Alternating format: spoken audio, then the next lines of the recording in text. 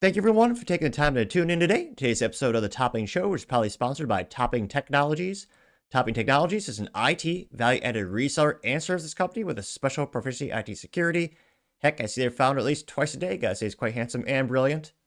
Ease me, see that's a joke. If you're an IT leader or business owner, you can reach out to the team at sales@toppingtechnologies.com.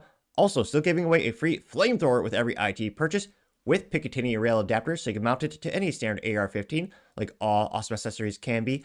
Go to toppingtechnologies.com and click the flamethrower button to learn more and see me shooting a flamethrower. And lastly, trying to get to 5,000 subscribers by the end of the month, so if you can click that button and tell your friends, I would greatly appreciate it. Now going over to the business part podcast, you have the new Chevrolet Corvette. Well, they decided, let's add more screens and remove buttons, because that's what the drivers want. Aha, the antithesis, because most drivers actually want those. It's a joke, because the new Corvette is the antithesis of every Corvette, I would argue, because it doesn't even have a third pedal, also known as a manual transmission, which nearly every Corvette, well, the first Corvette in 1953 did have a straight six and automatic, but once they had a V8 like they should have from the beginning, they always had the option for the stick shift, which many people did like, but I partially digress. Now, this is brought to us thanks to Ronan at thedrive.com, and he says, quote, 2026 Chevrolet Corvette gains third screen, loses great wall of buttons. Chevrolet is finally rolling out a sleeker, less clustered design for the C8 Corvette's interior, along with a new slate of new tech features. Wow, that's awesome. More tech features, that's what people love. Again, haha, joke. When you actually go to the track, most guys like less tech because that also means less things that can break, and you're kind of focusing on driver's experience.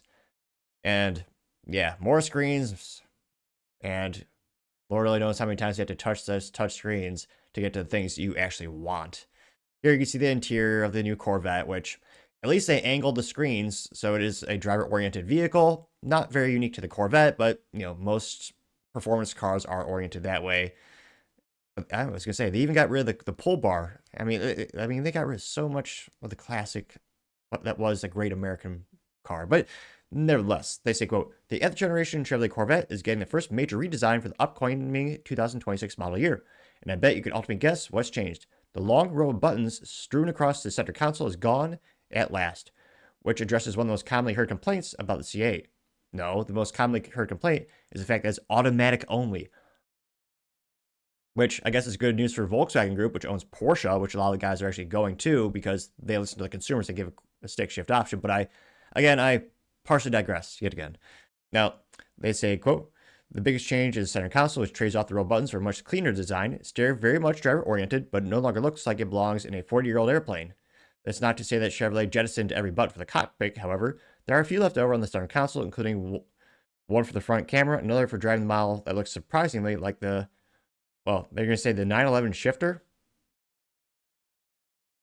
I was going to say, how inebriated are they? The 911 shifter. Yeah, no. Well, the 911 also has a stick shift option too, which also, looks like a stick shift. Are they a 911 shifter? How inebriated are they? Also, look at the size of those cup holders taking up so much of the center console. This car's for driving. Yeah, I can't think they put more engineering to the cup holders than they should have. But nevertheless, they continue saying, quote, moving beyond the center console in 2026 will be available in three screens, which is one more than before. There's a 12.7-inch touchscreen for the infotainment system, which is sure to break after about 3 months. I'm only partially exaggerating. A 14-inch digital instrument cluster and a new 6.6-inch auxiliary touchscreen to the left of the steering wheel. That's a lot of pixels, but Chevy tells us there's a very good reason for them. The driver can configure the third screen to display things like trip mileage, details about the performance traction management system in the Corvette E-Ray, the battery pack capacity, giving the information its own space, and make the digital instrument cluster less cluttered in the middle and easier to read. It says the center console's touchscreen is bigger than before and now runs Google built in, which I'm not a fan of the Google, but it does at least make sense in terms of if you want the Google Maps. I understand the benefit of that, and the fact that it didn't already have that is kind of pathetic from GM. Nevertheless, this brings an apps into the cabin, including Google Chrome, Game Snacks, and Prime Video. Prime Video, the hell do you need that for? Prime Video? Supposed to be driving the car, not watching a car video game? What? And it says, so you can play games and watch shows on the touchscreen while the Corvette is parked. Sir, if you have a car that's parked and you're playing those types of games, you have lost in life. Now, they say if you want your supercar with an extra side touch, you'd be pleased to learn that the number of functions bundled in the Performance app have been expanded. There's a new G-force gauge, which the fact that it's not standard is already pretty hilarious because my Honda Civic SI that costs a fraction of the Corvette, though I would argue is much better bang for the buck, it comes standard on my car. And yet they're saying, oh yeah, now we got it. Now we got the G-force gauge.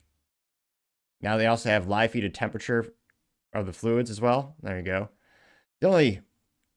Let's see here. There's only one really interesting thing to me. It says, in terms of the exterior updates, we already know the next model year is bringing in 2 new colors called Roswell Green Metallic and Black Silver Metallic, respectively. A new asymmetrical exterior center stripe, a trim level specific tweaks. The E-Ray gets a standard body colored rocker panels, for example. Another cool addition is the addition of the electrochromatic roof panel that lets passengers change the tint level with a push of a button. To me, I think the only thing that's really interesting, well, I was going to say, to me, it just becomes more of a pain in the ass that they're doing here. Though at least the green does kind of look cool. I have a soft spot in my heart for green cars. I kind of got addicted to them ever since I got my first one. I hope to have many in the future. It does look like a cool green Corvette. And aesthetically, at least from the front, it looks like a pretty kick-ass car. Though again, I think the rear taillights should have been more to the original 4 circular ones. I know the previous ones were hexagonal. I understand that for the C7 Corvette. But at least that shade looks pretty cool, the Chevrolet Corvette ZR1. So they get some updates, and it's kind of sad to think that the only stick shift performance cars GM makes is now the Cadillac CT4 Blackwing and CT5e Blackwing. The Carrero's dead, and the Corvette's pretending to compete with Lamborghini and Ferrari. But let me know, do you think these updates are good? I mean, it is funny that most major manufacturers are moving away from the touchscreens, moving more towards physical buttons to consumer demand, but let me know your thoughts, because as always, be fascinated to hear what you have to say. Thank you, everyone, for taking the time to tune in today. Again, trying to get 5,000 subscribers by the end of the month, so if you click that button, I greatly appreciate it. Also, give me a thumbs up, thumbs down, and a comment. It's a great way to give me some additional feedback, letting me know how I can make the show better and better. Lastly, don't forget to take time to tell your family, tell your friends, tell your coworkers, heck, tell your enemies, tell anyone and everyone. Just stay safe and fight the good fight.